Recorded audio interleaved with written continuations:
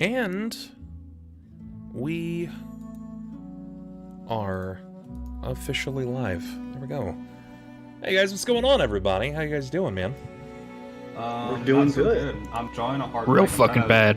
I'm trying to recap like mentally right now, and I can't do it. Drawing a blank? Yeah. It's alright. Massive blank. My bad. Not that I've ever really contributed much to the recap, but... I mean, it was never really terrible, right? Like, you've always added something. It's just typically 75% truth. The rest is how you dreamed it. Well, at least tonight gets to be a surprise mukbang. What?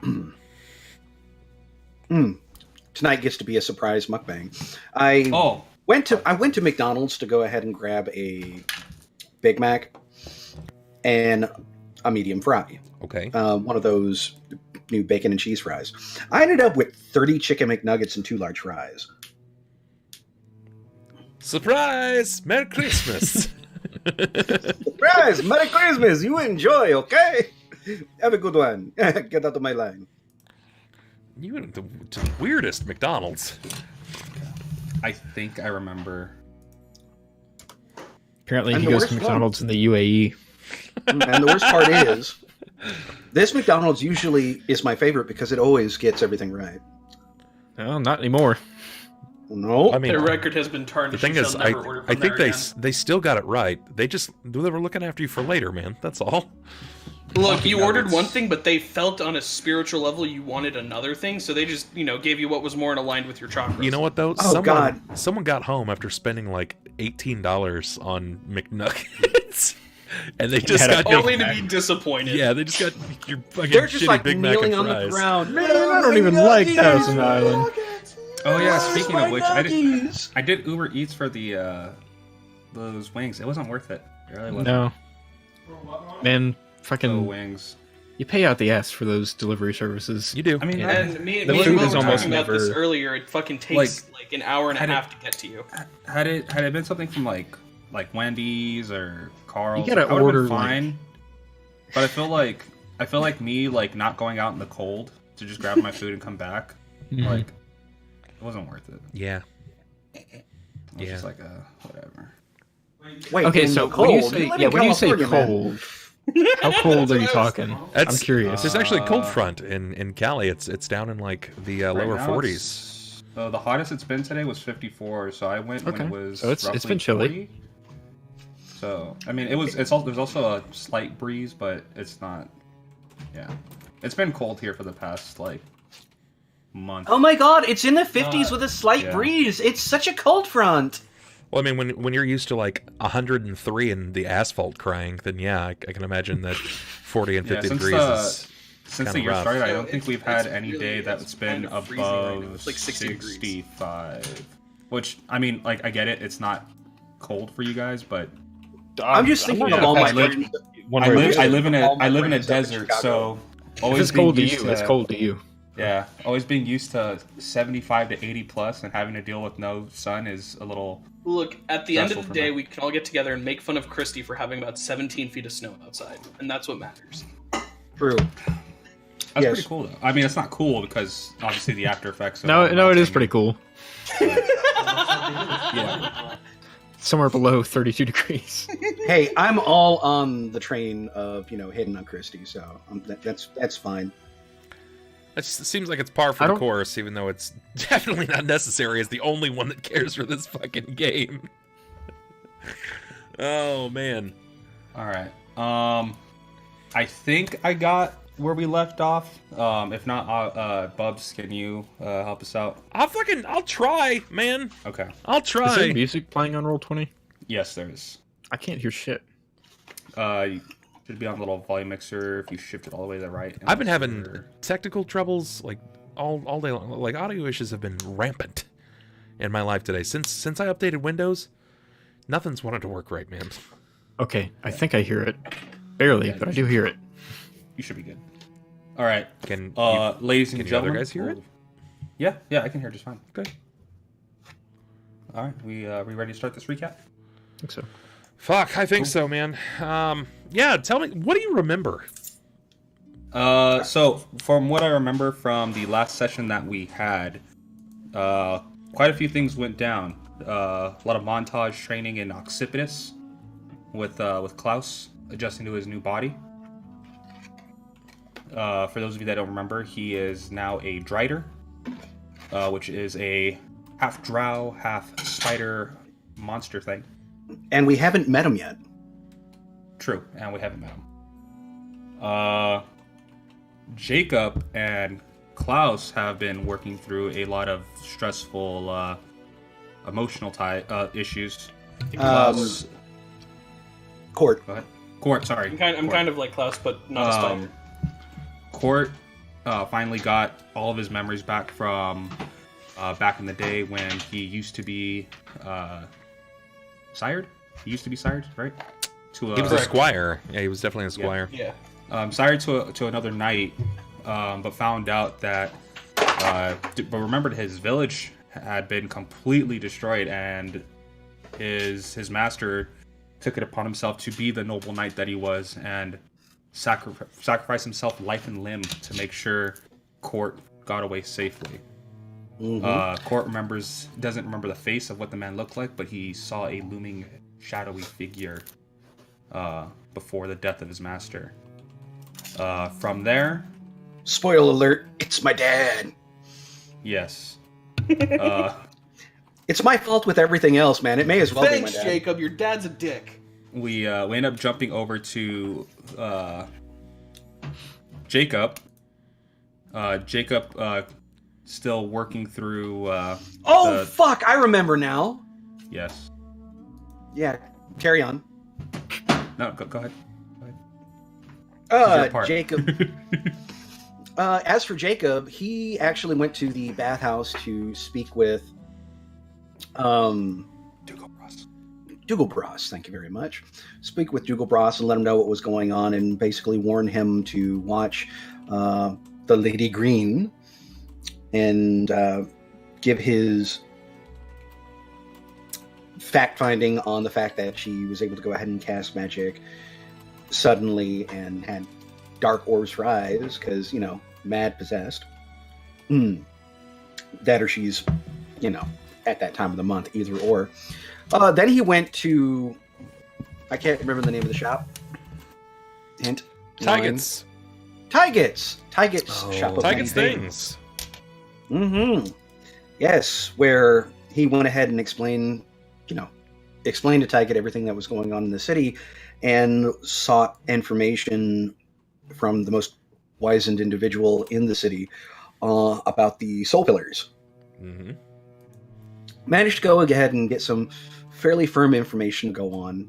And as we were leaving, as he left, Tyget apparently had too much. The fact that the Glabrizu, my daddy was around, just kind of sucked all the hope out of his life. So he decided to stretch his neck right over his desk. And worst of all, his puppy died.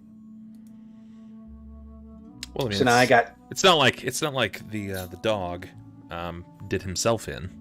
No, they were bound, right? They were soul linked or something akin to that. Something akin to that, yeah. Yeah. Mm-hmm. Wrapping up the group with Thelsa. Curious, I've got to know. Do you guys remember the name of the hound? Negative. Cerberus. Oh, god damn it! It's on the tip of my tongue, and I'd have to actually pull up my notes. It's starts with a P. There's a P in it, yeah. They made jokes about it for like 30 minutes after what happened. Well, I had it in I don't here think from you. I the don't think first you time made we met him. jokes about the dog. I think you made jokes as if at Jacob's expense, mostly. Well, mostly those, but the dog's name weren't involved. Was it Poochie? It wasn't Poochie. No, but it's something not that far sounds off. like that. Yeah. His name was Lepook. Who? Lepook. Yeah. So yes, now I got Tygot and La Dead. Yeah, I have Tygot and Lepook on my list of people who have died thanks to me.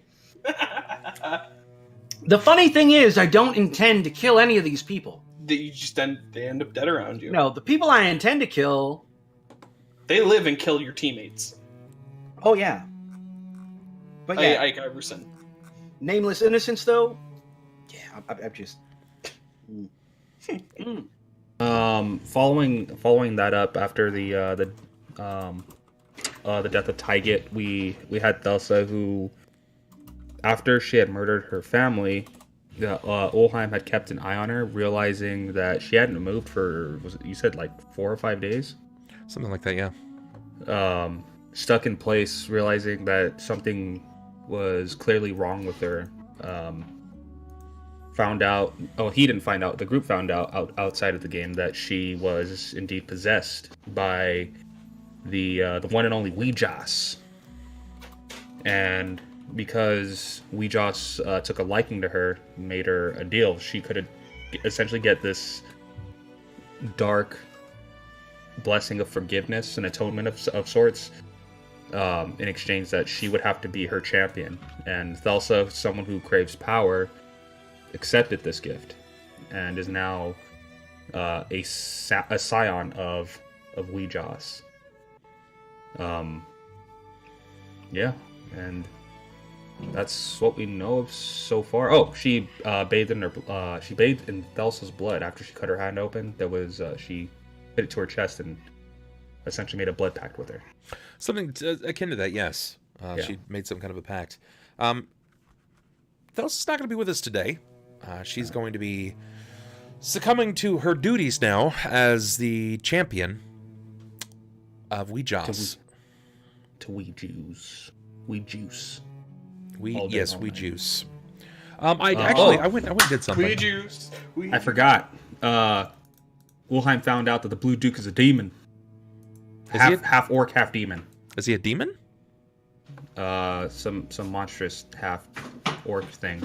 I forgot the name that you said it was. I can't remember the name of it either. I had it all pulled up and prepped. Yeah, it's in my notes. He's a half orc monster thing. And then what else did he do? He studied up on Weejas, found out her domains are. He found out. That's he right. He found out some information on her. And then Ulhime was essentially saying that he couldn't die in this form again, because if he did, this would be it. So he needs a tether to solidify his physical being to the material world. Yep. So we need to go to the plane of fire and go ahead and have him learn some Ultra Instinct. Yeah. Got to track down Burus and join the Tournament of Power. So everybody was a little wrong here. The Blue Duke is not an Oni. It's also not a troll. It's of a race. He's a that Drider. is Oni touched. No, Red. It is an ogre mage. Ogre Mage. Ogre mage, yeah. You can Cool. Google up those pictures of an ogre mage, and it should give you a bit more of an idea. Yeah, but he it's not a demon. It's a infernal kind of creature, right? Abyssal. Abyssal blooded. No, essentially? it's like a demon touched ogre. Yeah. Okay. Yeah. Okay. So. Yeah. It ain't good. But yeah, that's where we rounded out the session. We were still in the bathhouse, kind of trying to get it cleaned up. It ended with the conversation of Jakob and Dugobras, and then Ulhime with Cort and Jakob. Well, it did a thing, and I'd like for you guys to take a look at this. Where are we looking? I'm putting it up on stream right now. I went and I grabbed a map. It's a pretty fucking big map at that. That's intense. This is a map of the world of Greyhawk, okay? By the power of grace. When you zoom in, each of these individual hexes are 30 miles across, all right? Mm-hmm. Now, I'll go ahead and drop this in here so you guys can take a look at it yourselves. Everybody can grab that from the Twitch chat. This is a fucking huge map. It's pretty enormous. And I spent a long time looking for this, trying to find exactly where Cauldron was. Took me a long time, but I did locate it. So, in the bottom left-hand side, where it says Sea of Dust. Anybody that pulls open the Sea of Dust, if you go just right of it, there's an area called Jakob Bay. And if you scroll down just a little, just on the coast of Jakob Bay, it says Sassarine and Cauldron. Woo! And you can see just how small Cauldron actually is, the region, in comparison to the rest of the map. So where the hell's Red Gorge? What you're saying Red is Gorge, that before... Red Gorge is in there. It's like Sassarine and Cauldron. Red Gorge is definitely in there. It's just not as large as some of the other places. So then, after we finish Shackled City, the next campaign is going to be us walking from where we are to the Land of Black Ice, session by session. Oh, Jesus Christ! Stopping in every town that we go by. So the Citadel's in InYouEndo jungle then? The Citadel? Balthar's Citadel? Yeah, it would be in the somewhere in that Amedio jungle. jungle. Yes. Oh, nice. Yes. And Cauldron is just a speck. Comparatively so to the rest of this place. Some of these... There's the Forgotten City somewhere. I feel like you're trying to make a point that, as much as we're hyping up everything that's going on in Cauldron, It's all irrelevant in the cosmic scheme. I'm not trying to make a point, but I think it's interesting to see where you lie and how... I don't know how irrelevant it is when you've got literally Doom himself Yeah. in the town. I mean, just because the world around you is huge does not mean that world-ending events are not happening where you are. Correct. We're like, what's this black hex right here? He's like, oh, that's Barda. Well, what do you mean? He's 30 miles wide in all directions. That's him. That would be so poop-worthy. A 30-mile wide dragon. Oh my god. The fucking battle would take like 8 sessions just to cross him. It has several thousands of HP. To cross him in a ship, okay? Not just at least- walking. One great thing, his AC will be miserable. Oh yeah, you'll never miss, but if he connects with you, you're just... Not only does he kill you, your ancestors' memories fade. He doesn't slaps kill you you. so hard, He you just simply fucking wipes you from disappear. existence. Yeah. It looks like a One Punch Man kind of punch. He just... It might be one of those weird things where it's like we're so small to him that it's kind of like when a person slaps a fly. It's just an where like ant. the impact doesn't actually do anything because there's so much air between you and the fly that he just kind of pushes you aside. So you're like, I guess we're okay. And All right, let's do this for the next 47 rounds. Yeah, he's literally just an entity that just like cleaves the whole region around him. Like every wing beat causes like a hurricane in all directions. Cort's just going ham on his back, and he turns around, and he's like, between his dragon tip nail, he's holding Cort's family tree, and it just disintegrates, and so does Cort. It's at that point Spider-Man's like, Mr. Stark, oh, it feels so good. Thanos snap us out. It's the Thanos dragon, that's all it is. Basically.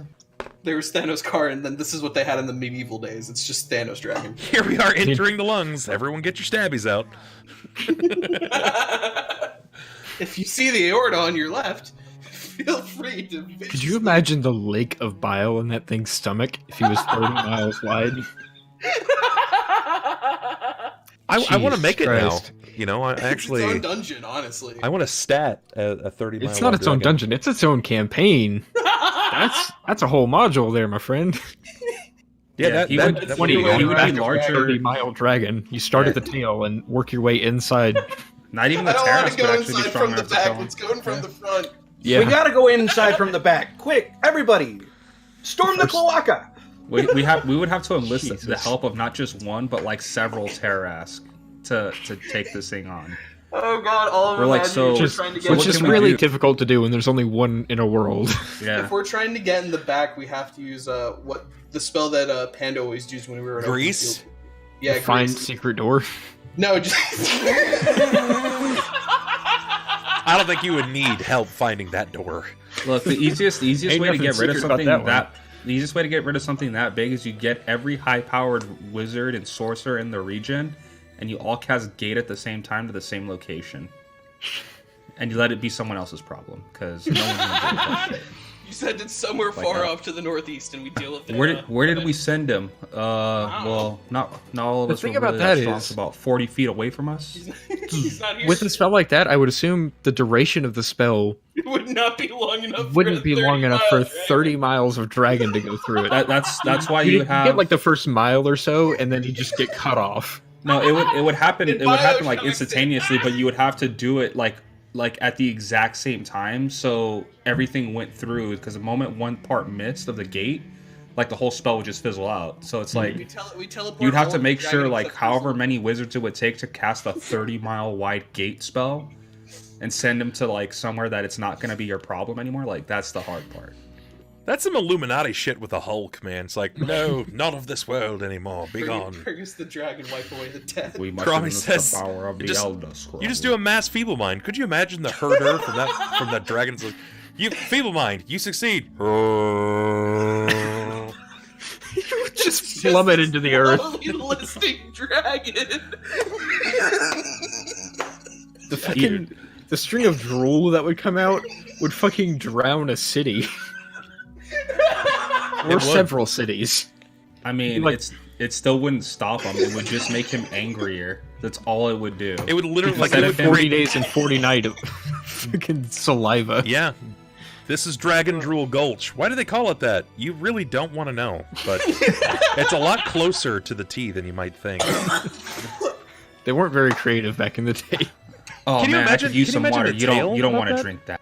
Can you imagine the tale about that? Like, how did they deal with that dragon? And it's like, well, we found a bag of holding, the largest capacity that we could get, and we filled it with metric tons of black powder. And when we went in, I opened it up, and I revealed that I had a portable black hole, and I just stuffed it into the bag of holding. Oh, God. And then we went inside the dragon and killed him from the inside out. I think you'd have to. Yeah. Honestly, you could, but it would it would be going inside of him. His immune system would be super magical in some way, and you would have to fight essentially like Occipitous. You'd have to fight these like giant white blood cells. Yeah, white blood cells that are going to personally try to kill speaking, you. What I would probably want to do is gather up a bunch of spellcasters, have them just write out for a solid week the spell Flesh to Stone, smuggle my way into the dragon, and then cast that on his heart. Yeah, but only that makes his skin living stone, so you would just reinforce it. No, it doesn't. Flesh to Stone? The thing I keep imagining, though, is if you could find the fleshy bits near the wings, all you'd have to do is cut a single muscle, and the snap that would occur... Oh, yeah. I don't know if you guys have ever seen, like, weightlifting videos where people snap some of their muscles and they, like, rip cord all the way back up into the origin point. Yeah. It, like, bunches up there. If you did that to one of his wings, he'd be done, man. Look, There's even better, we hire 4 rogues, and they all cut his Achilles tendon all at the same time. Congratulations! You did nothing. 4 rogues. It would be like 400 rogues just viciously stabbing in the same spot. And it'd be like, my tendonitis is flaring. It would be awful, 40 man. days and 40 nights they attacked Well, that considering the fact that... How thick do you think his skin would probably be? You couldn't pierce it. Chances are you could not pierce it. Not realistically, no. Yeah. You would have to have like a dragon slaying ballista to probably pierce it, and even then it wouldn't do enough to like matter. Well, no, I mean, just I'm sitting here and I'm mathing it out in my head. I would say that given the, supposed, just on a rough estimate, go ahead and call a dragon skin 3-4 millimeters thick. For a 30-mile dragon to scale, that would be like 7 yards of skin you'd have to go through. No, those scales are like a centimeter not or the two scales. Thick. No, I mean the skin. The flesh itself. Yeah. Oh, yeah. I would still say you're probably at centimeters for a normal dragon. I don't think a couple millimeters would be enough. It would just be so much. It's unfathomable. But I think that's a challenge coming up. I think I'm going to work on well protected. On making yes, that is exactly right. Jared would just fucking suplex it. Well, all right, enough theory crafting for our DM. Everybody cast beast strength on him. For what it's worth, there is a in the Pathfinder world. I've got a picture of it. Let me source it real fast. I wanted to show you guys since we're kind of sort of like pseudo on topic here of giant creatures. There was a giant scarab beetle that existed in the world. Yeah. They built a city inside of it, right? Inside the after it died. Yeah. It was like 30 years. Campaign. Yeah. 30 years it didn't move. It was just chilling there, just relaxing. And then they eventually, something happened. I don't know what it is historically, but it died. And they built a fucking city inside of its carapace. That's right. Yeah, when I saw it, I thought I was so tripped out. I was like, that's dope. There it is. I got it. that is huge. Exactly how my luck would go, Karami. Control, print screen. I've got it. I think I just realized something that's really bad. You have herpes? No, I think I have a midterm. Like right tonight? Like when you're supposed to be in class for? No, that I have to take. That closes down my browsers and everything. Like right now? How long? It's due at 11:59. Tonight? You should probably get on that.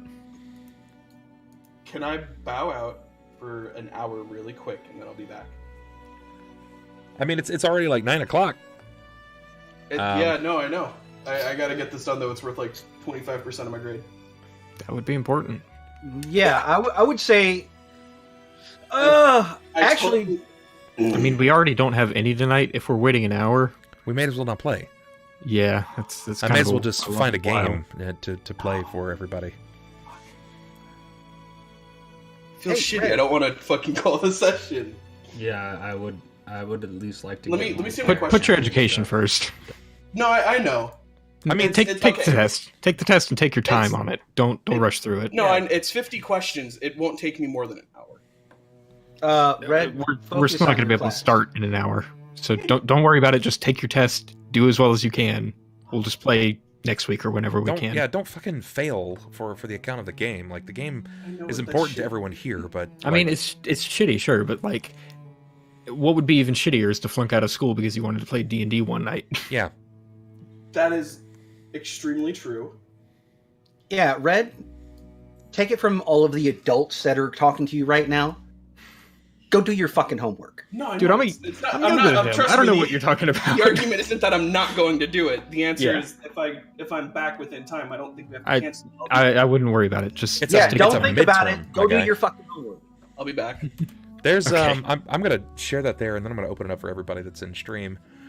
That's the guy right there. That's a big ass Hercules beetle. Yeah, it is. I'm gonna open this up. The cameras are gonna be fucked up for a minute, guys. Give me a second. Oh, Jesus, fuck. That's pretty massive. I mean, it's not 30 miles wide massive, but like a city block, sure, I can see that. No, it's not 30 miles wide. The cameras are going to get borked. Well, is it dead? Yes, it did die. It rested for 30 years? Yeah, 30 years. And then it had an aneurysm. And then I think a god struck it down, actually. I think that's what happened was a deity struck it down. Yes, all the cameras are now borked. Yes, that's correct. Though, personally speaking, I'm quite fine spending a little bit of time just bullshitting in story crafting like this. I still think there are some things that we can do. Give me a moment. I've got to fix all the cameras now. Yeah. So give me just a second. I would like to get some story done. Yeah. You just want to go ahead and get into the fire realm. That way it's just we know where we're starting. Well, I mean, I don't blame him, right? And me, I'd love to go ahead and finish raiding the shop because, you know. Tygot's things are now Jacob's things. God damn it. Yep. That's how it works, I suppose. Hey. Make sure you grab the deed while you're in there. No, I mean, we can also get into detail, like, how you're going to find us, because we still don't know where you're at. This is true. Fuck, man. Like, I don't have a 3-camera setup. So bear with me, guys. Bear with me for just a moment. Why is it gotta be small animals, huh? First there was Charlotte. Now you guys have me just killing all kinds of... Charlotte, Lapoot. There's Klaus there. What was his name? Jimothy? Yeah, Jimothy. Yeah. Oh my god, I am killing a lot of kids in this campaign. Yeah, you kind of are. Yeah. Oh, and the kid in the church was kind of... Damn! You just gotta stop killing people, man. Like, I know it's in your repertoire, and it's real easy for you to do it, but, like, you just gotta stop. What? Yeah, Jacob's just gonna be like, nah, screw it. He's gonna go to the nearest church, walk in, and just say, I'm done. Okay. Alright, so here's what we're gonna do. We're down Innie, which was no surprise, and he's let me know for months that he was gonna have this off. He's got a schedule for the entire year. Not really a big surprise there. Red is well, Red? He's mostly an idiot, but I can't even really give him shit because I do forget about assignments like all the time. It happens at least once a semester. I forgot about assignments too, but like midterms. There's kind short of a big notice, deal. and then there's this. I hope he doesn't. I just hope he doesn't fail. Like that would just be the worst because because he's already like waiting this long to do it. God love him, man. Every game needs a red heaps, I suppose. Hey Courier, what's going on? Welcome in, everybody. All right, so tonight we're gonna be doing something a little different. We're gonna do a 3-man event, which I think is gonna provide, I feel like just as much entertainment, but it may give you guys an opportunity to tackle some of the problems that have been present to you for a while. Yeah, let's see what we can make of this. I knew you would say that. It's a very predictable sniper response. It's one of those things that was just hanging there, and I had to grab it. If I had not said that, chat would have never respected me again. Isn't that right, chat? Well, I mean, I think they would have gone on. Life would have just gone. Okay? It is the way that it is. We respected him before? Oh, it's fucking funny. Okay, yeah.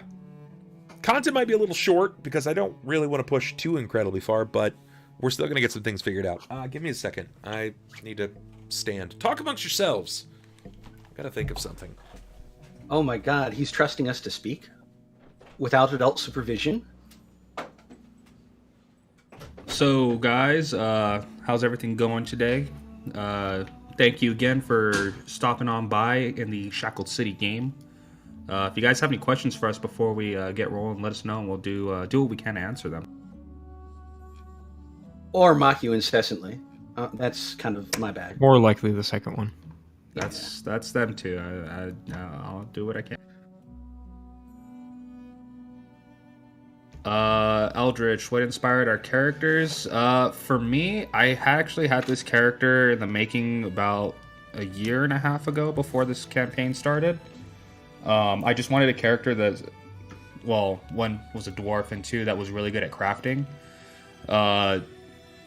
It then came down to when I was going to play him. I ended up playing him in a Osirian campaign Bubs was running, and he was a fighter at the time, but bringing him over here, I kind of wanted to switch the character up a little bit, so I switched him into a cleric so we had some support in our group. And the name itself was just something that I kind of just threw together last minute. I didn't really know what to call him, and yeah, Ulhime was born. As for me, what inspires just about every character for me is I take a look at character art. I actually start with, just kind of browsing through various art mediums, and then I find something that kind of makes me go, you know what, that looks like it would be kind of cool. And I work backwards from there. I start going ahead and creating a story explaining why this character looks this particular way, and, explain tidbits of, the armor they wear or the clothing they have. And from there, I go ahead and build out my class and, special items and stuff like that. But as far as, what inspired me to go for a Magus, mostly that was me. A friend turned me on to the class about 2 years ago, and I just found it super appealing in a jack of all trades way. It's kind of like playing a bard, only less bardy. What about you, Klaus? What inspired you to go ahead and make the Teenage Phenom? I just wanted to play Magic, dude. It worked out this way. I had no plan. Hey, it still works out anyway. I just wanted to play Magic, dude. Uber, no one's going to be playing Cort tonight. Though I probably could do the voice. I mean, you definitely should anyway, even if he shows back up. No, not even going to try. I mean, if there is no earthly reason for me to go ahead and do that. Klaus actually could be defined as a planeswalker if in the MTG universe. I wouldn't doubt it. I mean, it's usually literally they call it like a spark or an awakening that happens, and suddenly they're able to jump to different worlds. Well, I do want to point out, Karami, that he is the longest surviving because he keeps coming back. I mean, yeah. If we took his first 2 deaths, still would have been the longest surviving. No, you've died before Red did. I mean, not Red. Cicada. Hadn't you? I'm trying to remember now. Probably. I don't know. Hey, there he is. Right, I would have been close, but I don't know if I was actually the longest. Okay. Prior to my first death. Welcome back. Sorry about that. All good. Just had to step away and gather my thoughts of the kind of content that we're going to push through tonight and how I'm going to handle Red. Cort. What he means to say is he went into the other room, looked at Leslie and Lacey, and he was like, "Oh my God, Red's a fucking idiot." I didn't actually. 100% with total honesty, I didn't do that. Leslie did. That doesn't surprise me. You guys won't believe what just happened. No, try us. No, Leslie. 20 minutes into stream. Leslie's watching. I went out and she's like, "Really? Red's a fucking idiot." Really? It's like, yeah, he could have afforded to think that one through a little bit. But he's our idiot. Yeah, he's our. You know what, Sniper? We're gonna shift the whipping boy from you. I think it's gonna shift over to Red soon. A Tesca 5. After all this time, genuinely, what do you think about chat messing with your characters? Honestly, I absolutely love it. One of the reasons that I've really enjoyed playing with this group and with Shackled is the fact that there is the chat interaction. And as much as we might hate individual things that the chat might do, like casting wild magic for 4 straight rounds in a row, apart from that, chat has been infinitely gifting when it comes to things like potions, restorations, just things that help the characters out in the moment. And there's even been some occasions where they've actually been able to gift various weapons, armors, and items like that to us as characters. So, yeah, I mean, this game would not be as interesting or fun or dynamic as it is if it weren't for chat. Also, please no more wild magic. What do you guys think? What are your thoughts? Xander? Or Will? Sorry, someone was asking me a question. I mean, in all honesty, Be honest, like don't it bugs me. It does bug me. Just because there's always a mindset of what I have for my character, what I expect of him personally, and then I guess things that happen because of kind of like a wrench being thrown in the engine of my plan, if there was actually one. But I mean, I the best I can do is kind of just roll with it, and hope it turns out for the best. But I mean, it's not like I hate you guys. It's just the effects that go through when I have a plan that doesn't fall through. Is, I guess, what bugs me. Sure, and that makes sense. I don't think anybody can be mad about that. Will, what are your thoughts on the chat interaction? I just fucking wish people didn't have such a hate boner for my character. Like, just want him to die. Like, I get the I understand people get tired of me being around, especially because I'm so far the only character other than Ulhime who has been sort of reoccurring after death. But Jesus Christ, man, can you guys stop trying to fucking kill me every once in a while? Like, fuck.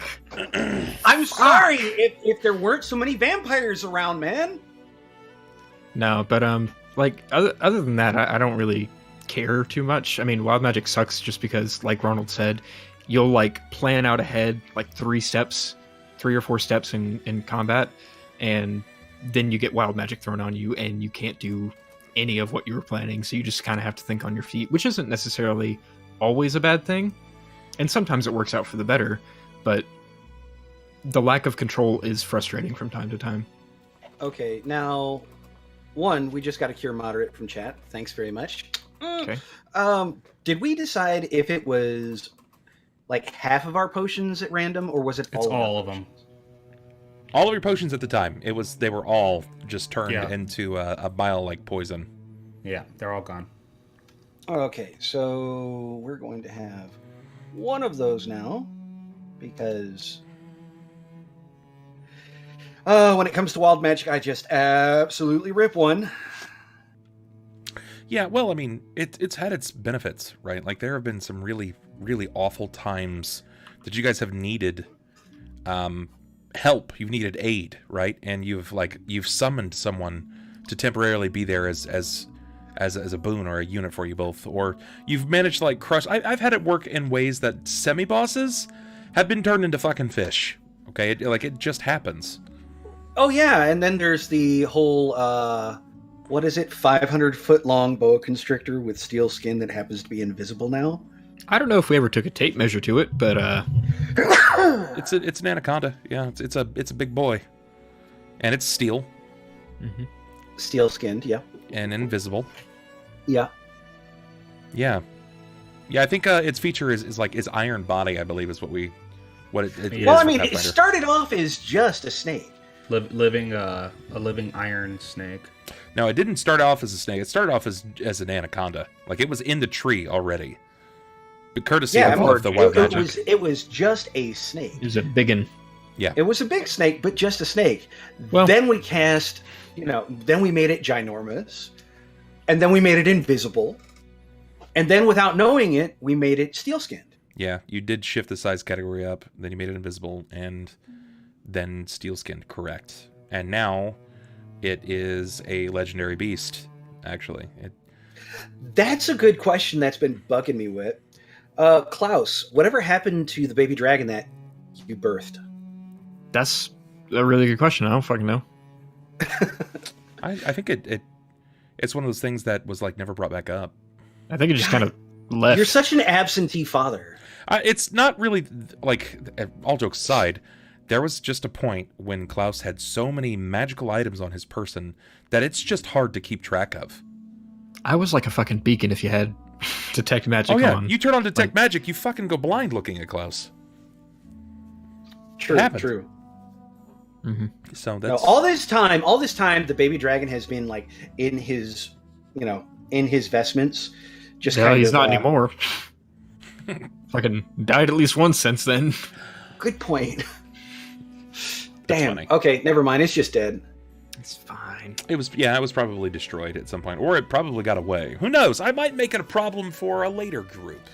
Yeah, maybe why it'll do come you in gotta say handy. problem? Well, dragons are never just a boon. They always come with tricks. Mm-hmm. Why You can't know we that. just have a good dragon? Well, I mean, start being We good can to the name him- dragons. We can name him Puff. I mean, you could play one. You could.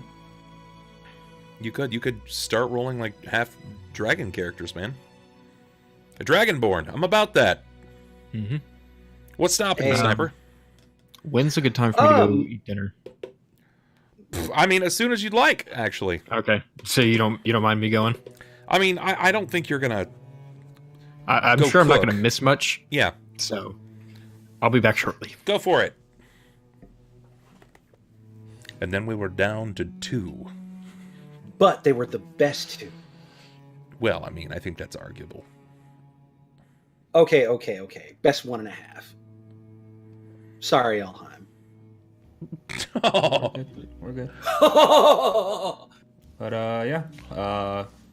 Where would you like to start? you know, I Mr. think Bean? I think we probably start with following those events, those things that we talked about. We discussed you saying that you needed to seek out an audience in the elemental plane. Why is it that you needed to go there again? Just refresh my memory along with everyone else's. The soul ore I had could not be forged with normal fire. It needed something with a much more magical potency added to it. And Dugobras informed me that the fires of the fire plane, where flame is born from, essentially, would have flames hot enough to meld the ore into the shape that I saw fit. Okay. He could not assist me there, though, because he is forbidden from returning there because he was exiled. Okay. All right. Do you know why he's exiled? I don't think we went into detail about that. I remember when he first brought it up, it was had something to do with the choice that he made, I guess, in regarding serving what's his face, Navatoran? Yeah, Yeah, that's probably pretty and fair. his clan, I believe, did not welcome that, so they exiled him. Okay. All right, that's fair. I can get behind that so far. Did anybody say that they were going to go with you? I'm curious. Jakob the first did time. plan- Okay. Yeah, I do know that when you had brought Ulhime back and everything, Jakob had said that he was going to go with you because it was fairly imperative that if we were going to go ahead and get our revenge raffle stomping on, we needed you at your best. Yeah, there's kind of more to it than just that, though. You know, it's you have a long-winded friendship with Ulhime, and it's been that way for as well. I mean, as long as you can remember, right? At least since you've been inside of the town. Since about 6 months before getting to Shackled City, until we actually got into the game, yeah. So they have a fast friendship. Curious, what was your life like before Shackled City? What do you recall? Jake. Oh, I don't know if I want to take away the air of mystery because I do have the story of Jakob in the back of my mind. I mean, if you want, I'll go ahead and highlight it. Please, I mean, even if you feel like it's going to give away too much of your character, then No, I would it might rather just not. It might just explain his motivations. No, Jakob has no parents that he can necessarily recall. Okay. The way he was originally in my mind, he was actually, found and brought to a wizard who was basically using him for planes experiments. Casual tiefling stuff. Sure. Let's see. He finally managed to go ahead and get out of that, stealing a couple of the books. That's how he went ahead and actually learned the magic that he knows, traveled into cities, lived as a street urchin for a while, played with a traveling circus group for a while, and eventually he went ahead and got on the bad receiving end of being a tiefling, which, from what we've already ascertained prior, they're kind of looked at as third-class citizens. Okay. Because of the demon blood. That's when he went to the west and managed to stumble onto a city where there were several tieflings. They were actually in, kind of the lower quarters, but they were their own little gang. All right. And that's where he learned a lot of what he does. That's why he knows a lot of combat magic. That's why he knows how to fight with a sword and a couple other things. Why he's kind of dexterous, acrobatic, sleight of hand and whatnot. A couple of other things. He is the baddie. He's a bad guy. Oh yeah, he definitely. He was definitely the baddie. Okay, all right.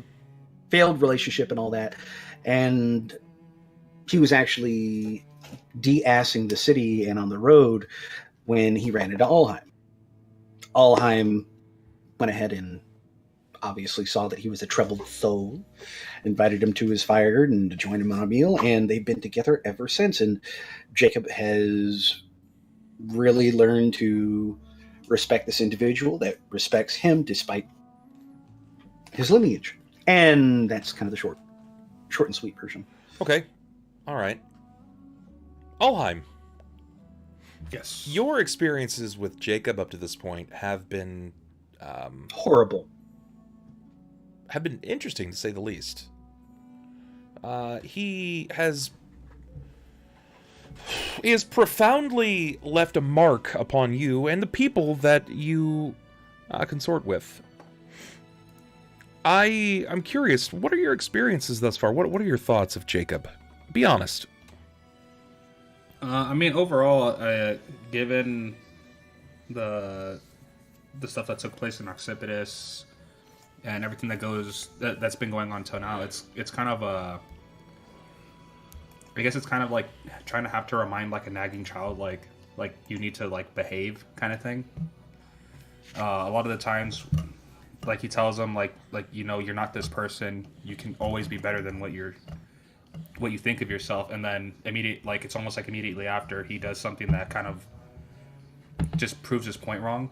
It's not that he doesn't hate Jakob by any means. He cares about him, or else he wouldn't even bother trying to help him in the capacity that he is. But it's always one of those things. It got to a point where he was just like, look, like, he's like, you can't keep wallowing like this. You can't keep saying that you're this person and then I guess try to prove it wrong and then kind of just come full circle to the same issue again, which is why he slapped the shit out of him the last time, where his leg got cut off and he's like, oh, my life is ruined and everything is wrong. He's like he essentially went like, you need to shut the fuck up, and he slapped the shit out of him. Yeah. Yeah. So Ulhime's basically like, stop being a bitch. But every time I try and do something good, something horrible happens. I've killed children. I lost a leg. Stop being a bitch. Yeah, and I mean, even with that, it's kind of like he didn't like hit a tipping point given the situation that was at hand, and it was kind of like when he got mad at him the way he did, it was like all the work that he did just kind of meant nothing. So that's why Ulhime got mad. But I mean, even now, it's not that he doesn't want to focus on Jakob. He still wants to make sure Jakob follows the right path, but it's kind of getting to a point where he's looking to Cort now. Okay. Understanding his story, going, oh shit, like, someone needs my help more than Jakob at the moment. Sure. So Yeah, and that makes sense, yeah. I don't think anybody can be mad at you for that. So I want to take a moment, and we're actually going to backpedal. More than just a couple of days, more than even a couple of weeks. We're going to backpedal to your beginnings together.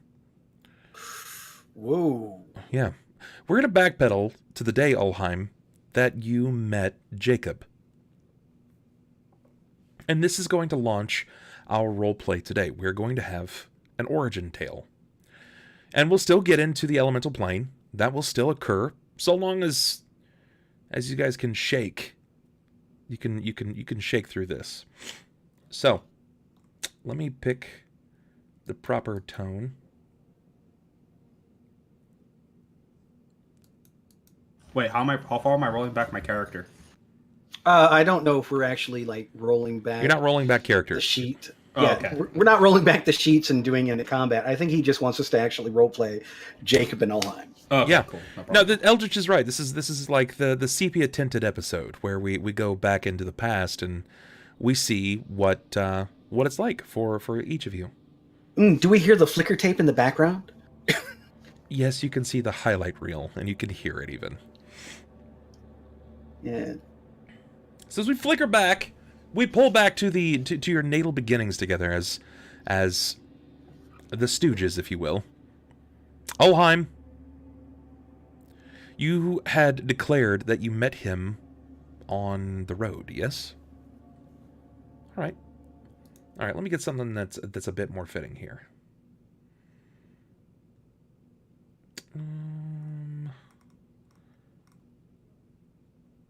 We're gonna find something.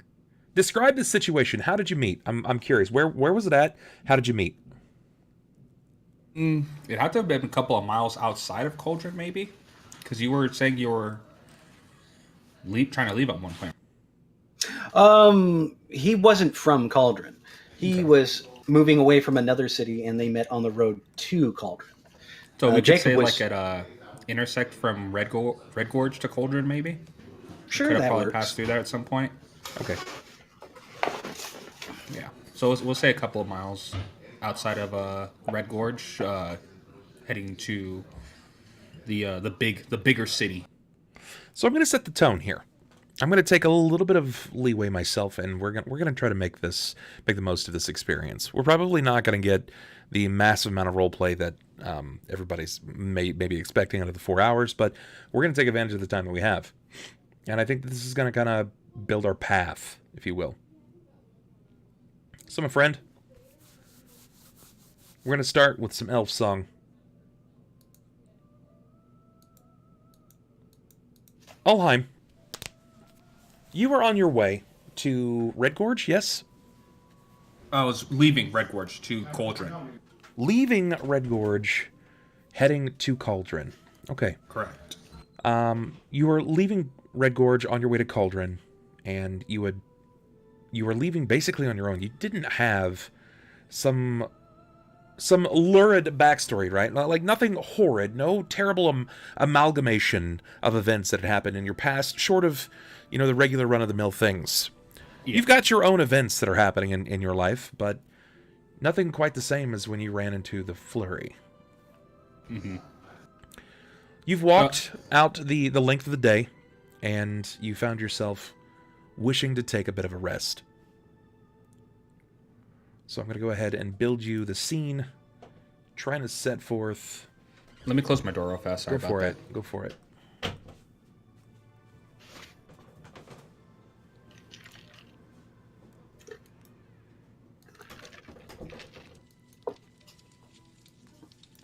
Alrighty.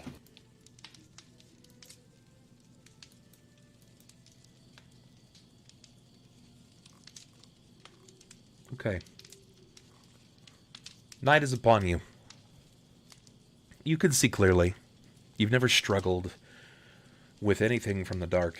It's native to you. The flare of the embers and the pops and the crackles from your flame keep you warm in the night. You left behind you many memories. You've had many experiences. Friends have come and gone.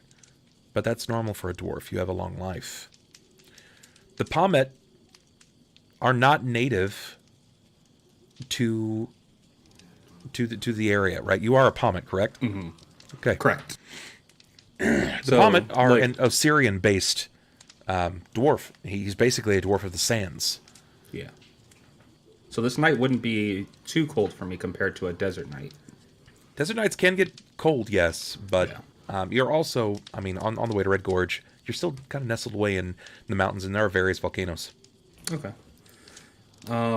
So as that happens, Ulhime kind of pulling up a large fallen tree that had been struck down probably by a storm a few seasons past. Puts it near the fire, and you see him just rubbing his hands. Another group of bandits. I feel like my luck is the worst. Helm, please give me some guidance. It is at roughly this time. Sniper. Your character. Hold the fire. Where were you coming from? Given the fact that he's on the lam, he was probably coming from the mountains. Since he was coming from the west, he was moving through the mountains, cutting through. Okay. And he'll have probably to break way of the road. Guards do patrol the roads, and for someone that may have a bit of a reputation, or might have some belongings that weren't particularly yours at the time, you tried to evade that presence. But it's been some time.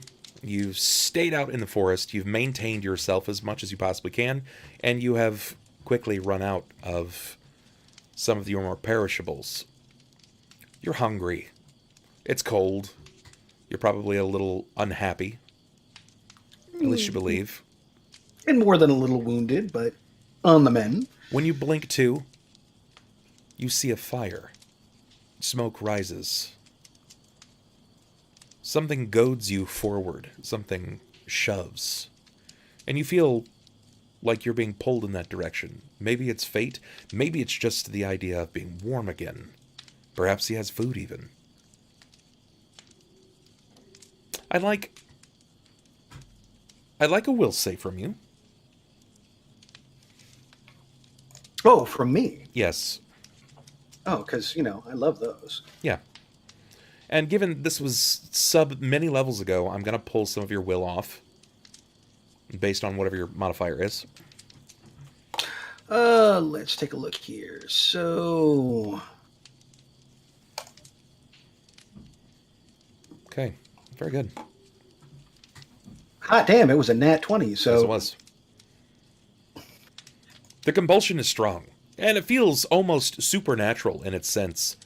But might have venison, veal, could have any bit of deer. The fire crackles and draws you in. Maybe they'll welcome you. Maybe. But it only looks like one guy. Maybe he's lonely. It feels odd, but you can't quite shake your truest desires of staying warm and getting some food on your belly. You push on. And when the tree line breaks, sure enough, you see it. It is, in fact, only one man. He sits, back leaned up against a down trunk of a tree. Seems to be a bit stout. Not much of a lean build. Brawny. But also not very tall. You immediately assume a dwarf, but dwarves aren't known for having some of the features of this one. His skin is a bit darker, very sun-kissed. His hair is braided in an odd fashion. You hail him. The salt. The salt was... Oh, here it is. Hold the fire. Who goes there? Come to the light. A silhouette breaks the tree line. You hear the voice of a man.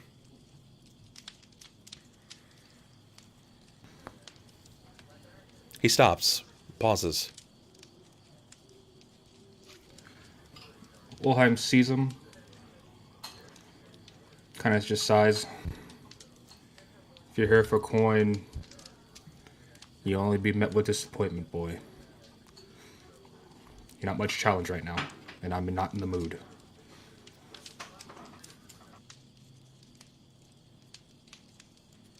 Well. There's sincerity in his tone.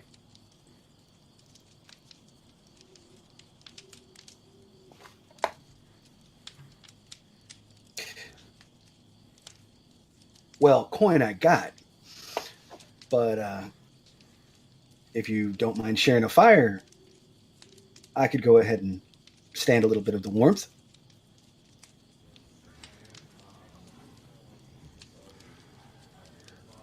The nights get cold in the mountains. You see him get up, and he kind of walks behind a set of like foliage, disappears for like a good minute and a half. And you see him bring another stump. He drops a log opposite the fire. Doesn't make sense to stand. He extends a hand out and offers you a seat.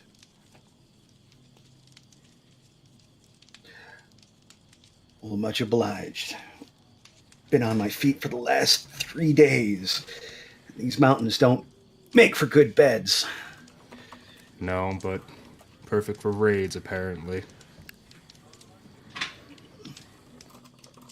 I don't know about that. I haven't run into any trouble myself, but I've been keeping to the high passes.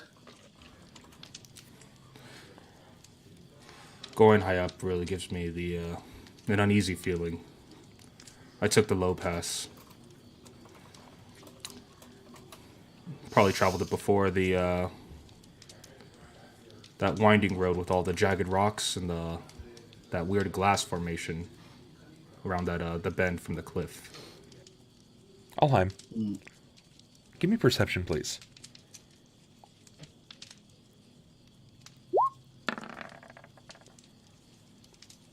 No, take off 8 from that. That's fine. Yeah. You get a fair assessment of this individual, and he does seem to appear to be mostly forest-addled. You can see that his clothes, while in fairly good condition, they've been licked by branches. It looks as if he's got some sap from here to there. His boots seem to be dredged with pine or whatever local forestry is stuck to it. Mm-hmm. But you also notice, just faintly off in the distance, as it rises above the tree line, you can only see it because it hits the night sky. Despite the fire whipping around, there is a faint red light that traces just north of the sky. It's far enough away that it's of no consequence to you or anything that may present a problem. It's sort of like a flash or a falling star, but it's miles away.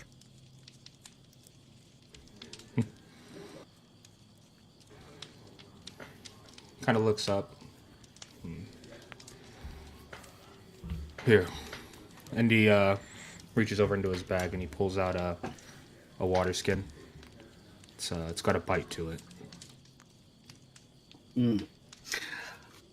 Elaborating a little bit more on what Bub was saying as far as Jacob's dress. Do keep in mind that he was escaping from a city, so his clothes are a lot finer than people who had expected to go ahead and travel through the mountains. The boots are a little softer soled than quite necessary. They're scuffed. They're a little ragged, but he definitely looks like he is not where he belongs. That having been said, he is going to shoulder his cloak a little bit tighter around one side, keep the hood down, and lean out to take the skin.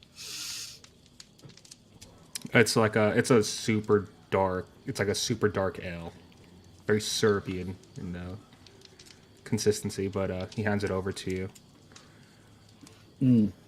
Thumbing off. You always wear a hood around a fire?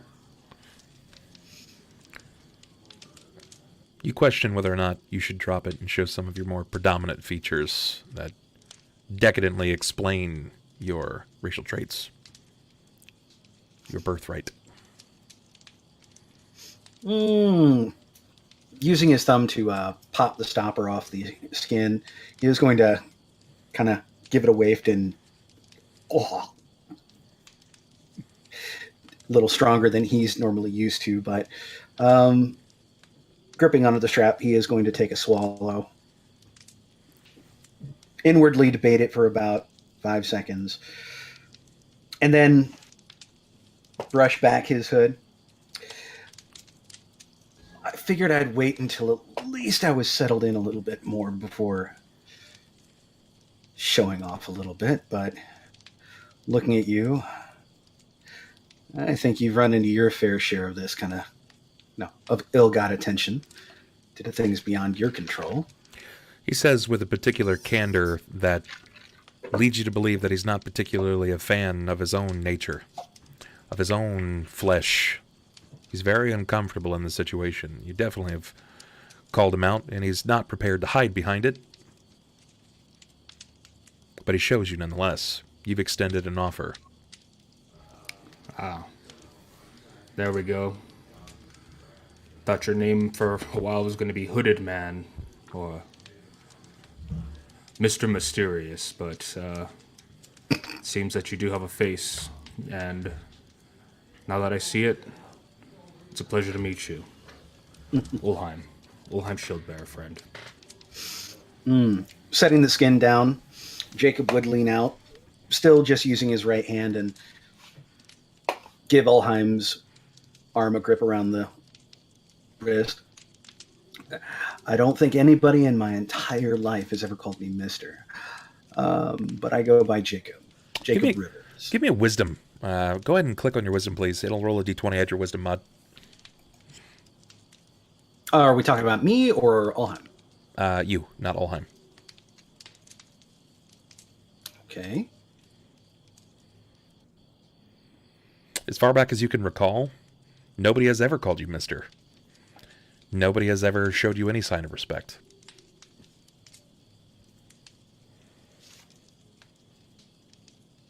Oh yeah, I'm a scoundrel. I'm a scallywag. Nobody calls me Mister.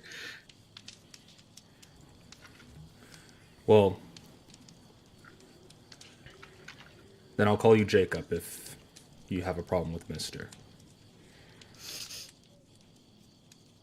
It would be preferred, even if it is just for the night. And he'll hand over the skin, settling back a little on the stump. Kind of waves his hand like, keep drinking. Doesn't look like you were set for traveling, friend. Guessing your feet are a bit worn.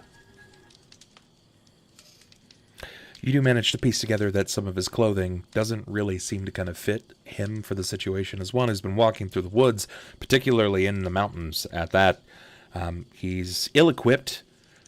He doesn't seem to have much in the way of the proper attire. And you still haven't seen anything about this coin yet, though he seems to speak of its amount, be it vast or not. Can I get a perception from you, please, Ulhime?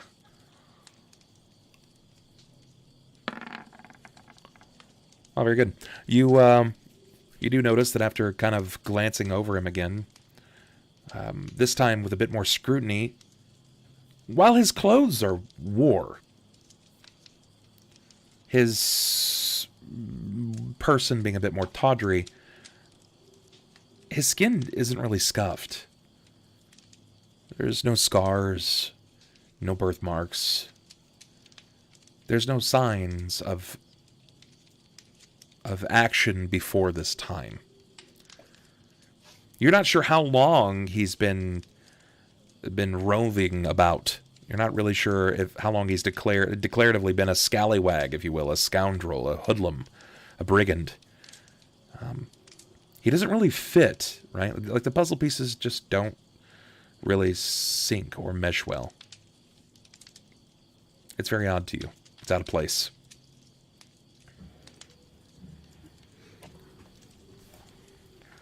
You running away to somewhere, lad? Any place that you're not happy with that you're crossing my path this evening? As he's saying this, he has his back turned to him, and you see him rummaging through a bag. And the first thing he pops out, you see a set of I would say like they're boots with like metal shins on them. Okay. And then he looks over at Jacob's feet and looks back at the shoe, and pulls out the other pair, and then tosses them over to him.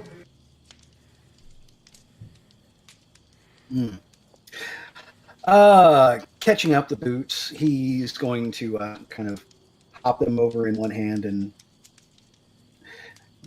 give the dwarf a bit of a side eye before setting them down.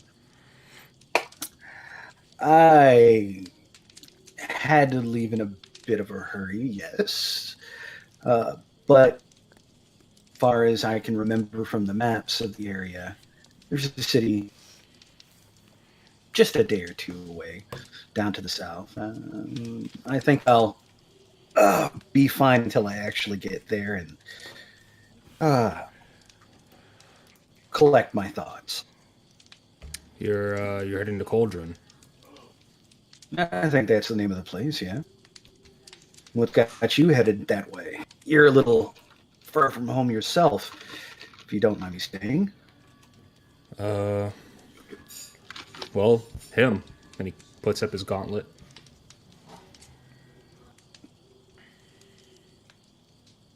And Jacob's gonna actually look up. I'm sorry. You must not know about this deity. This is Helm. He's the god of guardians. He reiterates by protectors. tapping twice on the emblem on the back of the gauntlet. You're one of those, huh? Yes, No I offense am intended. one of those. None taken, friend. Trust me, I've had to deal with my fair share of book thumpers in my travels, each telling me why they feel their deity is the one to follow. But all of us have our own paths, and this one's mine currently. Whatever comforts you in the dark, as they say. No worries. I don't judge you too harshly for being a man of faith. I just happen to put my own faith into things a little closer to home. And he will kind of lift his fingers and do the usual trick that most magicians can do. Just summon a little bit of the elements to spark between his fingers. In this case, his preferred, lightning, of course, before clasping in his fist. He seems incredibly proud of this small bit of prowess that you've seen even the shortest studied wizard children express. It's a very neat trick. And he does the same thing. He's like, he cast, you see him cast light, he just goes, does the same thing. Yes, that is a fascinating trick, but yours is of the arcane sense, I take it. Absolutely. I just don't trust in gods to always answer my prayers. But this, I can go ahead and summon at any time. This is something I control.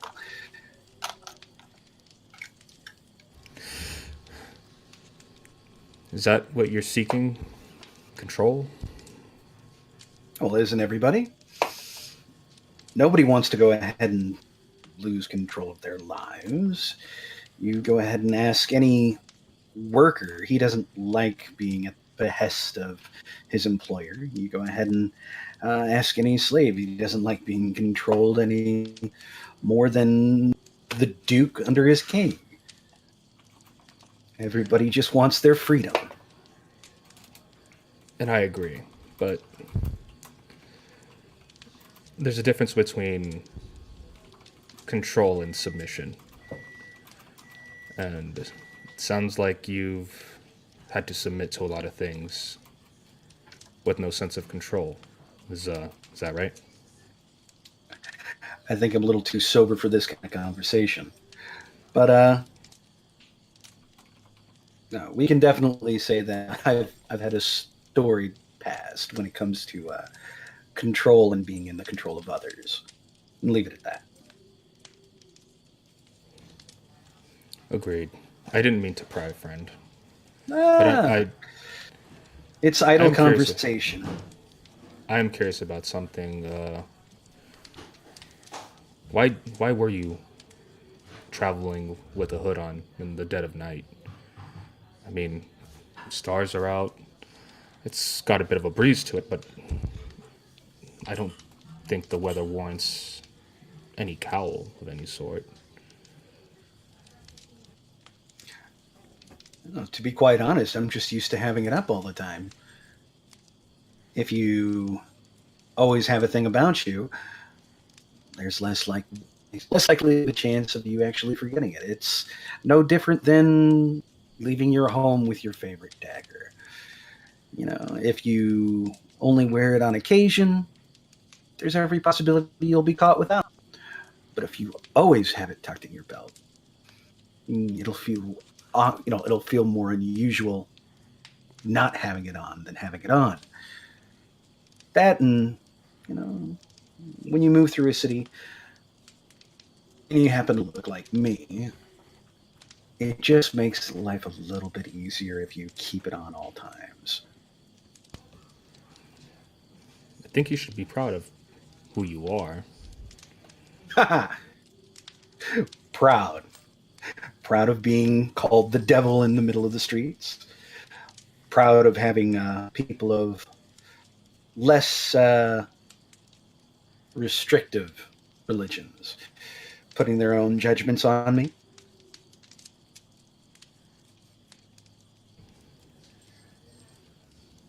I can understand that the world doesn't always want to agree with you, but being proud of who you are that shouldn't be wrong. You should embrace the things that you have. Well, nothing says that I don't have pride in myself. I have plenty of pride in what I do. I have plenty of pride in what I'm capable of. I even have some pride in my dashing good looks. But pride doesn't stop stones in the air. Pride doesn't stop angry mobs. And if a couple feet of cloth are going to keep me from having to get into a fight that I can avoid, by all means, it's just easier to wear the cloth. I guess, but walking with your head down, you miss all of this, and he kind of just points to the forest and the scenery around him. And if the world wishes to throw stones at you, friend, and people wish to charge forth, then they have this shield to go through. And he kind of lifts up his shield and he knocks on it. To be quite honest right now, Master Ulhime, I could use a lot less of the woods and a lot more stone walls, thatched roofs. As he says that, there is this almost wet sound that kind of emits from his mouth. You can see that he is a bit gaunt in frame, kind of frail, and his eyes seemingly kind of dart around as he's saying that, like he's looking on to some dream. And he looks around briefly, and you can recognize the eyes of a hungry man. Food's ready, lad, if you want to dig in. I've already had one. I was thinking about saving this as a jerky, but thin frame like you would break against the branches that we're walking through later on. Go on and eat.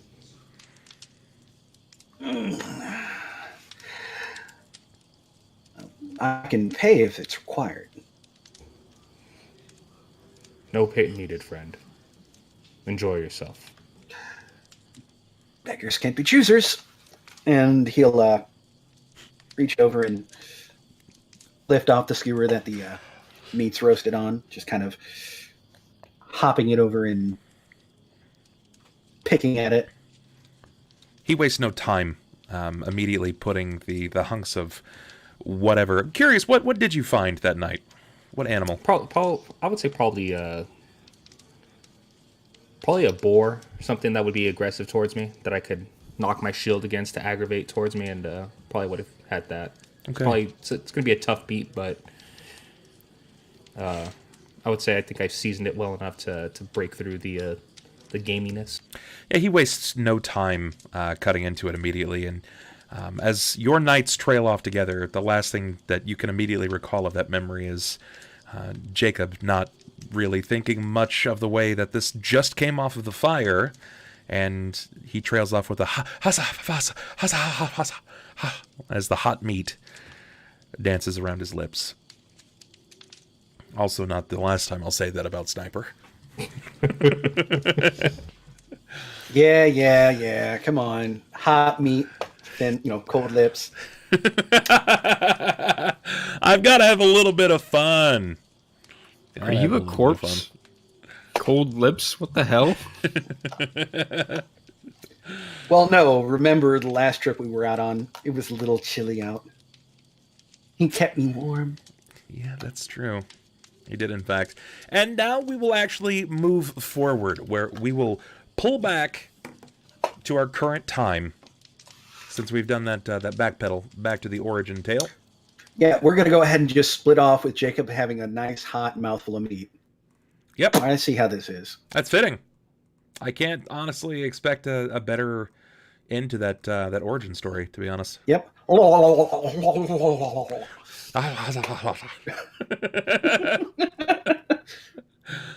Oh, goodness. 5 more minutes, Klaus. I need 5 more minutes. Now, lots of time has passed. A significant amount. Your friendship has... Well, it's taken some very bizarre turns. But no less has he remained in good faith, despite his initial bitchings when things just don't go his way. But there is merit to the concern of it. There's cause. And he's honestly doing the best that he believes that he can. But now, you stand before Dugobras. Dugobras brings you an anchor point. He's given you 2. 1 for this realm, and 1 for the other.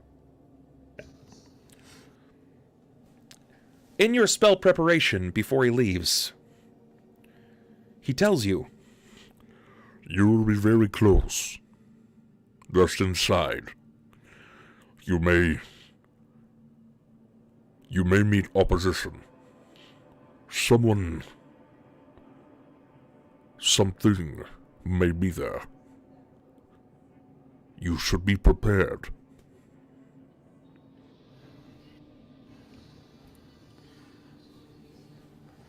I have what I need. he nods. And Jacob's just gonna kind of smile and pat him on the shoulder. Indeed, he does. Cort declares that he's going to stay behind, just in case Thelsa shows up, and someone needs detail and information on whether or not these vampires decide to rise. If they come to the surface, someone's going to have to alert the guard immediately. He aptly declares that he's not going to stick around, but stick around just long enough to get himself out of there.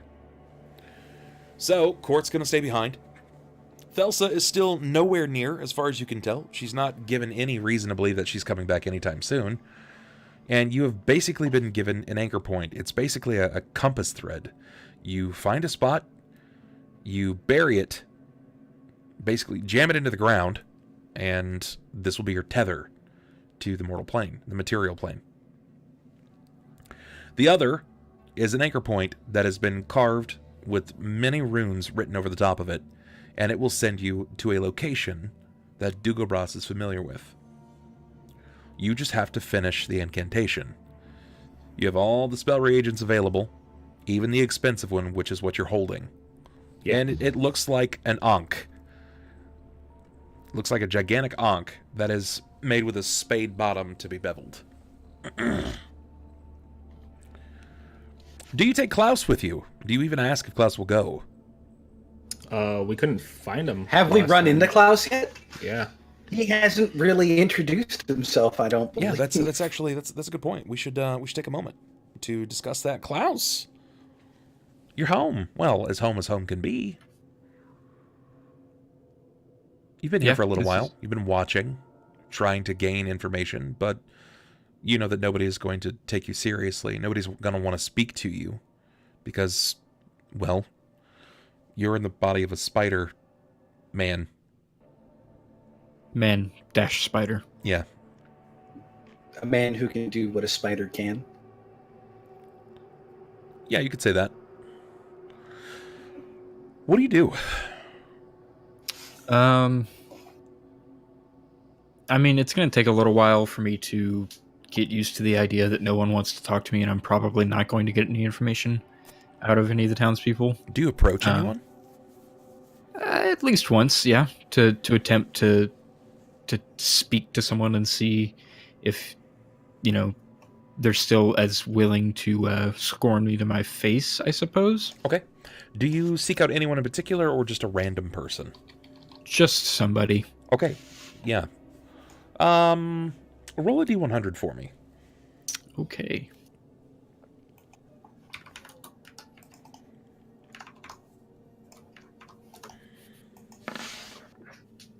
45. Okay. I set it to basically a 25% chance on scale of the low 25. You are met with opposition. They don't want to be near you. 26 to 50.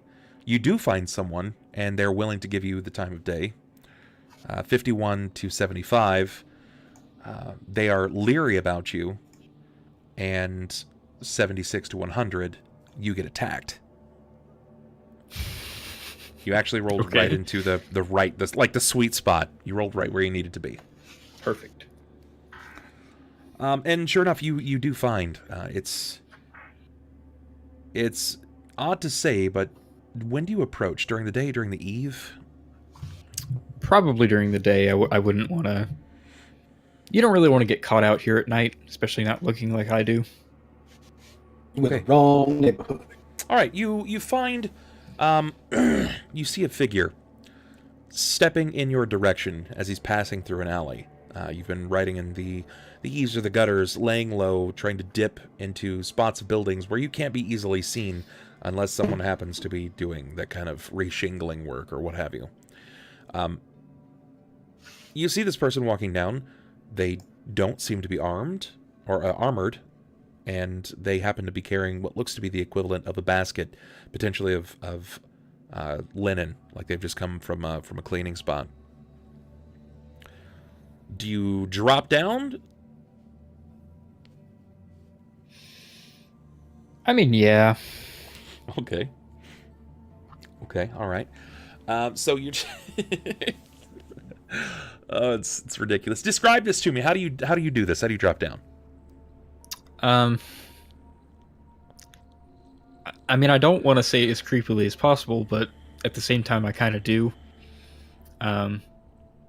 More than likely, what I would do is just kind of let myself down the side of the wall, using a combination of my natural climb ability and probably some of the web out of my ass. Let myself down behind them and sort of approach them from the back. Yeah. Okay. So you allow them to pass by just briefly as you skitter to the side just behind them. You drop down briefly. There is do you wish to make this silent, or are you gonna are you gonna be loud about this? I don't want to just come out of nowhere as a man spider. That would be a little too much for most. So I'll try to make some noise as I'm coming down to not take them completely by surprise. Sure. All right. Have at it, man. This is for you here. So you've dropped down. The figure hasn't immediately take notice of you. An elderly gentleman. He walks very astutely. So he tries to stay to the center if he can. And he's walking very upright. His back is very taut. He hasn't noticed you. As I reach the ground, I'll sort of attempt to clear my throat and. He briefly turns, he looks to a wall, and he doesn't quite face you. Sir. Yes? Can you help me? I need a little bit of information. He turns, this time facing you, and you notice that his eyes never quite look to you. They look just above.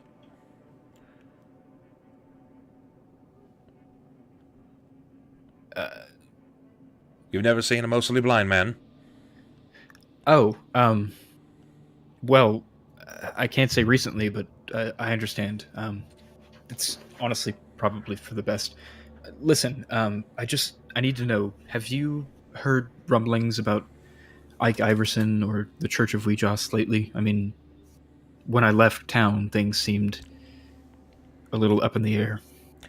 His eyes try to focus on the destination that you are. You can tell that when he declares that he's mostly, you think that he can probably see very close, but not excessively far away. Things just, I mean, I wear glasses. I think you wear glasses as well, or at least I believe you do. You know how that works. His eyes kind of focus and they find a shape, but they just seem to kind of drape over shoulder. They look past you. The Church of Weejoss. No, I can't say I have. Ike Iverson, not a name I'm familiar with. Last I heard, it was under control of the High Priestess, Alostonai. Yes, Emerald, I'm unfortunately familiar. So nothing shaking the town to its core, you would say? Nothing of note? No, not that I'm aware of. Everything remains as normal as can be. Come closer. I wish to see you. You stay so far off. No need to raise my voice any more than I have to. All due respect, you may be a little shocked by my visage. Not shocked by much in these days. I'll come to you, it's fine. I may be old, but I can still walk. And he traipses in your direction. He seems to step down, and there is this almost certainty in his stride. It's likely that if he is as blind as he could potentially be, he's going a path that he knows intimately so. He moves up to about 3 or 4 feet away from you. You're more than just a shadow now. Your features are dark. You're young. Why do you ask of the Church of Weejoss? You should be playing outside with the others. Your age, yes? Well, I suppose, but I'm not exactly what I appear to be. At least, I haven't been in a very long time.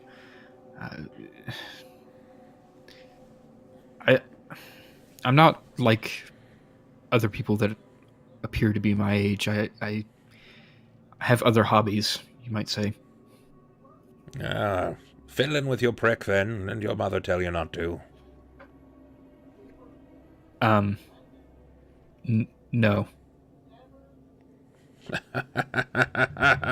Well, you shouldn't do that. You'll go blind. And he tries to wink at you, but he just blinks. I'll take note of that. Thank you for the advice. Listen, I never caught your name. Who are you? William Reddings. William Reddings. I'll remember that, and I'm sure our paths will cross at least once more. What of the guard? Have you heard anything of them lately? Any major changes? Changes in the guard? Are they not doing their jobs? No, nothing I've heard. I remain gobsmacked and stay in the halls of dripping ale. I've heard that they happen to like the tankard.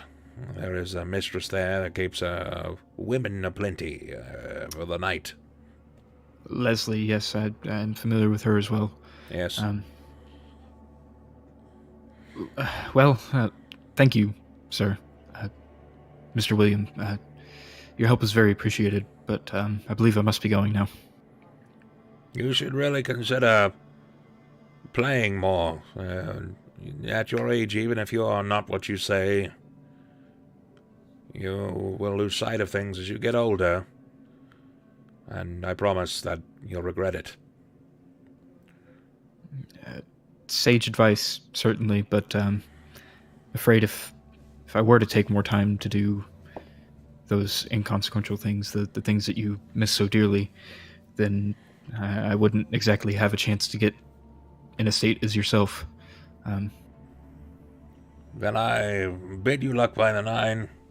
Take care of yourself, boy. You as well. He turns, astutely so, and he takes his very strong, confident steps back in the direction of where he was moving.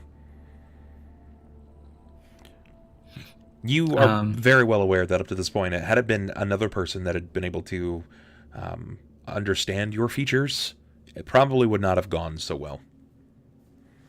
This is true. Given that, at least I assume this is more of the lower class area. Yes. Given that they haven't really seen much change or heard much tell of rumblings, and I'll sort of make my way back to the bathhouse as discreetly as possible. Sure, and I figured you might. It's going to take some time moving in the broad daylight. You have to wait for opportunities, and it takes significantly longer than if you were just to stride down the middle of the street. But you will inevitably make it to the bathhouse. It is still early afternoon, probably no later than like 3 p.m. You will find your companions there, or they will find you, more to speak, when you arrive, even though they don't know it's you. You see that the door has still not been put into place.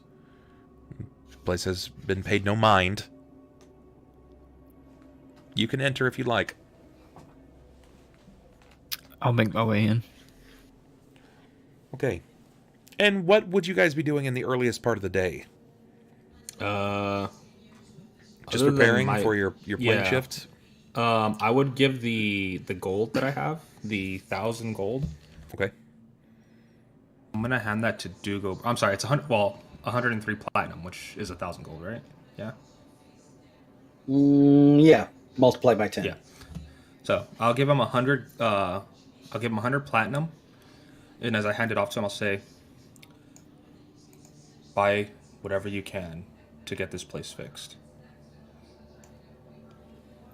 Whatever services that we can get for it, use it for that. He nods. And upgrade your forge if you can." Can I move it inside? I think a forge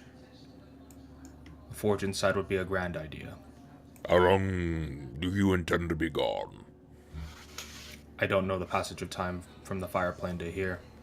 I cannot tell you. Klaus, you can hear Dugobras's depth of voice rumbling exterior of the building. Usually, someone of this size and depth of tone, their voice carries quite intensely so. And you hear it. You are familiar with his voice. You've spoken to him at least twice, and you can hear him speaking to someone inside. You're not sure if it's Ulhime or Thelsa or someone else, but you are still fairly convinced that most of your allies died. So it could very well be the guard captain. Your move, Klaus Arena.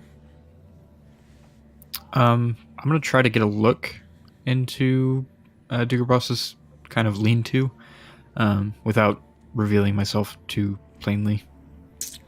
Sure. The door would probably be left open. He wouldn't think much of it. Nobody really pays him any mind. You don't really want to be found squatting or even stealing from a fire giant's personal domain. So, yeah, it's open. And while it would be very small for a fire giant, it's pretty roomy for your likes. It's like 15, almost 20 feet, like 20 by 20. But for him, it's cramped quarters.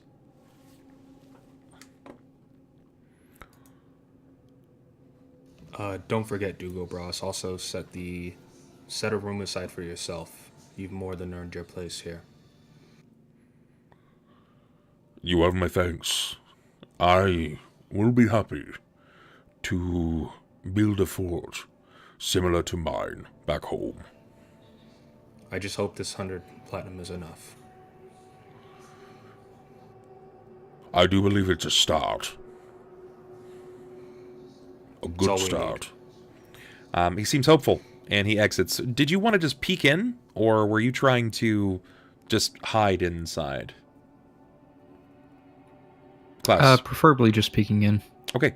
When you peek inside, you can see that his small bed of wood or timber that's been kind of laid. This would be like the equivalent of someone stacking multiple pallets and then throwing down non-flammable material so he could lay down. And on the bedside itself, there is Malgrim. Malgrim sits. His mouth is no longer agape, and his eyes seem very focused, but he seems a million miles away. His legs dangle off of the bedside because, well, it was suited for a much larger sized character than him. He looks like a child sitting on his parents' bed. Is he still stripped of all his skin? Am I remembering that right? No, he has his skin. That's okay. Fine. His skin was just raw. It was like new. It was fresh again. Gotcha. Right. He hasn't taken notice of you, though. And I assume I don't see Dugabras speaking to anyone in particular at this point? Nope, give me a perception. Okay.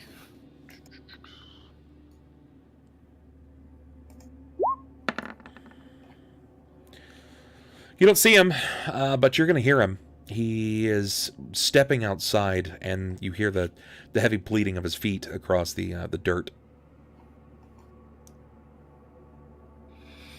Takes a few moments for him to round the building. Did you want to do anything before he got there? Not particularly, no. I mean, if anyone is to be understanding of a form that is unusual to this world, then Dugabras should be the one. Sure. So. Sure. He rounds the corner, and he does see you immediately, but he pays no mind. You hear the as he steps into his small, just lean-to of a shack for him, but obviously a much larger room for you guys. And he looks down to you, but he doesn't say anything. He tries to grab onto his door. Do you say anything before he closes up? Because he's in preparation for pulling the door back. I'll kind of... Yeah, I'll call up to him and say, Dugabras, you may not recognize me, but it's me. It's Klaus. He looks to you for a moment. You are the wizard. The old one, yeah. You look very different. Yeah, you could say that again. Why has your form changed? Well, long story short, this tends to be I wouldn't say habit of mine, but a constant throughout my life, at least as far as I remember it. When I perish in battle or outside of it, I seem to return, but in a different body. Oh, you died. I died, yes. Yes. Not many can do this. I've come to understand that. Would you like me to slay you? Are you unhappy with your body? I'll let you know. Is this your first time? No. This is... Honestly, I've lost count, but somewhere near 6 or 7. You've died many times. And each time you return a different body. True. I sort of believed that Surabar, my previous form, was sort of the final, the way that I was supposed to be. I felt at home in that body. But evidently that wasn't the plan. Well, why do you seek me? Why not tell your allies? They're somewhat less understanding, typically. I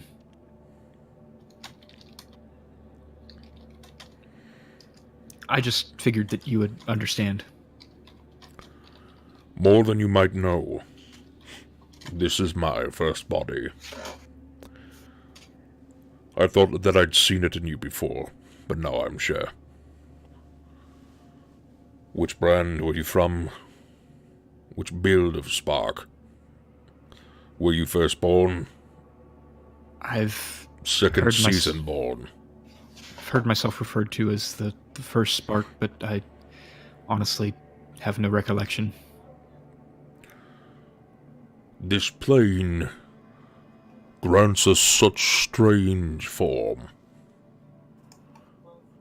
In my home I was a great flame.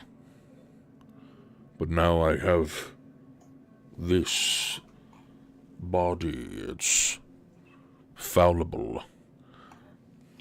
I feel weaker, but still stronger than most. I was the third Ember released. My brothers exiled me. My decisions were made with good intention, but the road is paved in more than that. My mistakes are of my own.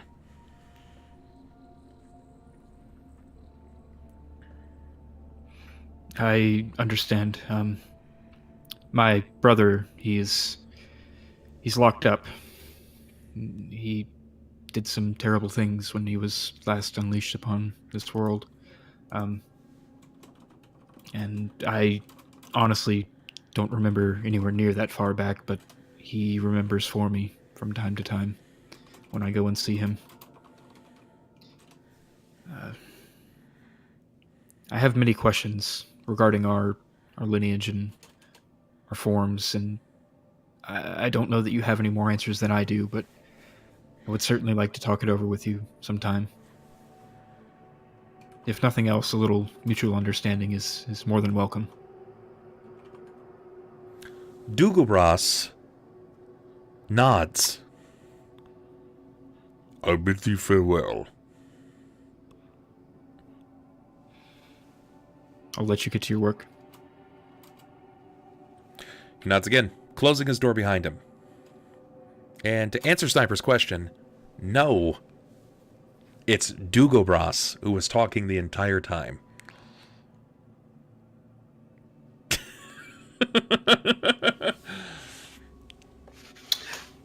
Yeah. It's just, it didn't sound like the usual voice you put on for Dugobras. And like usual, when whenever I'm not the center of attention, I phased out a little bit. So I just was like, wait a minute. Fuck, I better go ahead and ask chat. But no, somebody had to be a smartass. Yeah, it was like your GM, man, who's always telling you to pay attention. I love it. So, Klaus, do you reach out to your friends, your allies?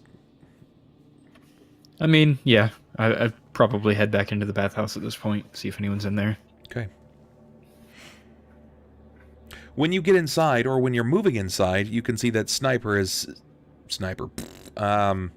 Jacob is going through his belongings, and he is assessing to see if he's prepared for this travel before. Cort seems to be kind of focused, minding his own business. And it looks sort of like Ulhime is wielding some kind of large-scale ankh. It has various runes decorating all sides of it from top to bottom. I assume the doors are open as I'm going in? Yes, that is. I'll sort of reach a hand out and knock as I enter the room. Hello. I'm back. A figure stands, probably about 3.5, 4 feet tall, maybe 4.5 if he's on tippy toes? Question mark. Thin, larger backside than normal. He extra thick. He says, "I'm back." Speak your name. It starts with a K. Ends with a louse. I hate it when it ends with louse. You've And he kind of like leans off to the side. You've changed. You might say that. Bit of an understatement. You okay? As okay as I can be. Just because it's not that I don't believe him, but I want to use sense motive just to make sure that there's truth emanating. Sure. Looks good. Cool. Ulhime will step forward and put his hand out. You're not going to throw a torch at me, are you? No, not yet. He says that Ulhime, and you realize where you had seen this figure or figures before. Yeah, he's a Drider. No, I've had the immediate recollection of what he is, but since he spoke openly, there was no reason to just attack. Then I dodge, roll to the side, and throw a chair leg at him. Jesus Christ. But yeah, I walk up and I'll extend my hand. It's good to have you back, friend. Well, it's good to be back, I suppose. At least now you have no excuse whatsoever not to dance it with Mr. Sasha. You now have 4 left feet. That would actually be logical. I don't know if you realize that the saying is usually 2 left feet because people have 2 feet, one of which is left. The correct extrapolation would be 8 left feet. Give me 15 minutes to go ahead and recall how to cast Fireball. Give me just a second. I've been studying up on cold spells all morning, but no, for you, I'm going to put the fucking effort in. That's okay, Jacob. Just make sure you lean a little to the right this time because of, the other leg. I'm gonna go ahead and throw a lesser glove of vulnerability on myself just in case he wasn't joking. Perfect. If you're done hobbling, Jacob, we've got work to do. Okay. Before we step into the next part of the act and we get into the finer details of things, we're going to take just a small break, like 2 or 3 minutes, so I can put in an order for some noms. And when we return, we'll take you to the fire plane. And maybe I'll roast your asses. We'll see. Nah. Yay! All right, it's like chili night. God, only I all hope over. not. I hope not. All right, guys, we'll be back in just a minute. I'll see you soon, okay? As soon as I can figure out what I did with everything. Hey, there it is. Yeah, BRB, guys. You gonna go ahead and leave voice open? Sure. Can you behave? I am a shining example of good behavior. You fucking behave, Sniper, or I will cut you. Have you gotten banned yet? Have you gotten banned yet? Yet! It's not happening. Don't fuck it up. Don't ruin this for everyone. I'll be right back, guys. Behave. I would never.